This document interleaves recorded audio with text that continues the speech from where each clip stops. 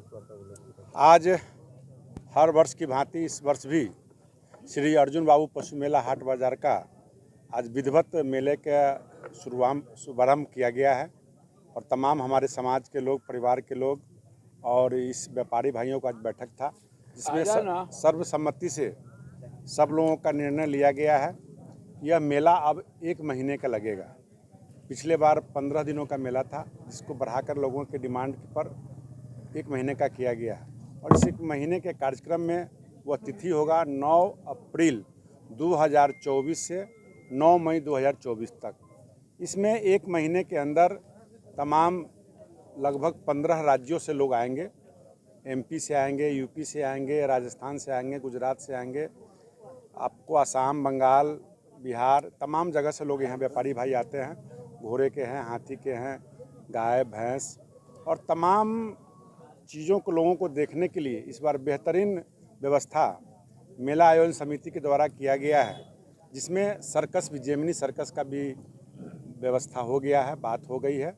Circus वाले आएंगे, Disneyland वाले आएंगे और इस बार का जो आकर्षण का केंद्र झूला होगा वो एक बेहतरीन तरीके का फिश टनल, जो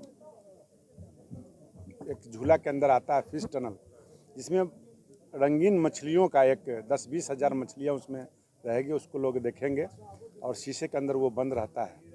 और उसके अलावा मौत का कुआं, जो बिहार का सबसे बड़ा मौत का कुआं होगा, उसमें लगभग 10 मोटरसाइकिल और 7 मारुति कार एक साथ चलेंगे। ये सारी व्यवस्था बनाई गई है और निश्चित तौर से इसमें एक नया चीज़ और भी ऐड किया गया है।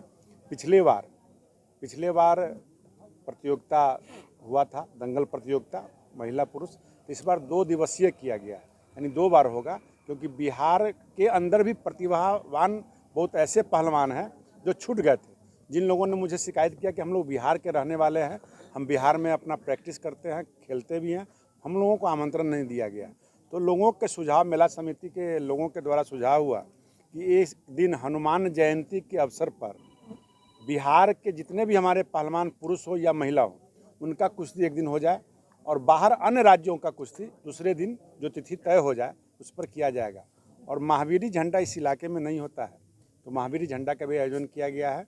और निश्चित तौर पे इस मेले के अंदर जो पिछली बार जो व्यवस्था हुई थी, उससे बेहतर चाक चौबंद व्यवस्था होगा, बेहतर मूर्ति का आकर्षण केंद्र रहेगा, बेहतर तरीके से यहाँ पर नाच गाने का प्रोग्राम होगा। एक अहम सवाल है, विधि व्यवस्था को लेकर किस तरह से व्यवस्था इस बार किया? निश्चित तौर पे पिछले बार सरकार के द्वारा यहाँ पर फोर्स की व्यवस्था की गई थी, आयोजन समिति के द्वारा भी किया गया था और इस बार समाज के लोगों ने भी तय किया कि हम लोग भी रह करके इस मेले को बेहतरीन तरीके से व्यवस्था मुहैया कराएंगे। और पहला साल मेला था, इसलिए बहुत सारे अनुभव नहीं थे। मेला लगने के बाद सारे अनुभव प्राप्त हुए हैं। लोगों ने सुझाव भी लिखाया है। सुझाव में शौचालय का व्यवस्था होना चाहिए, बिजली का व्यवस्था होना चाहिए, ट्रैफिक का व्यवस्था होना चाहिए। सारे चीज़ों पर अध्ययन करके सभी मेला आयोजन समिति के जितने भी सदस्य हैं वो तय करके एक व्यवस्था बनाएंगे और सरकार के सहयोग से और अपने सहयोग से और समाज के सहयोग से बेहतरीन व्यवस्था हो, हम ये प्रयास करने जा रहे हैं। पिछले बार जाम की समस्या काफ़ी ज़्यादा। हाँ, पिछले बार जाम की समस्या थी, जो लोगों को ये आइडिया नहीं था कितना बड़ा मेला लगेगा, उसके लिए जगह हम लोग कम लिए थे। इस बार तमाम हमारे जो पड़ोसी किसान हैं, उन लोगों का भी बहुत प्रेम प्यार सहयोग मिला है। सभी लोगों ने इस बार मक्का की खेती मेरे अगल बगल में जो रास्ता है वो नहीं लगाए हैं, जिससे कि आवागमन सुगम हो जाएगा।